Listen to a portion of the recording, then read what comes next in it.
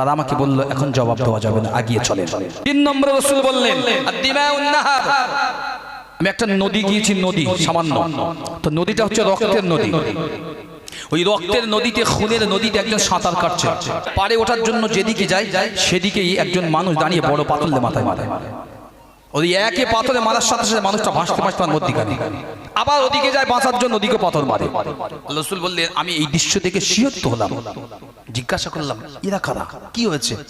বললেন আগিয়ে চলেন, প্রশ্ন করবেন না। এবার আমি রাসূল আগিয়ে গেলাম 4 নম্বর। পরে আমি হাদিসগুলো আপনাকে বয়ান করছি দুনিয়ার প্রেক্ষিতে।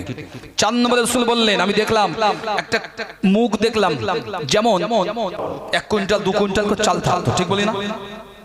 রাসূল বললেন এমন একটি মুখ দেখেছি কলসির মতো, ভেতরটা প্রচন্ড গভীরতা, গর্ত, লম্বা চওড়া প্রশস্ত বিরাট, আর তাতে জাহান্নাম, কিছু নারী পুরুষ সব ধরনের মানুষ পড়ছে। জাহান্নামের এত আগুন জ্বলছে তাতে, দুনিয়ার জমিনে যেমন মারাজাল বাহরাইনি ইয়ালতাকিয়ান,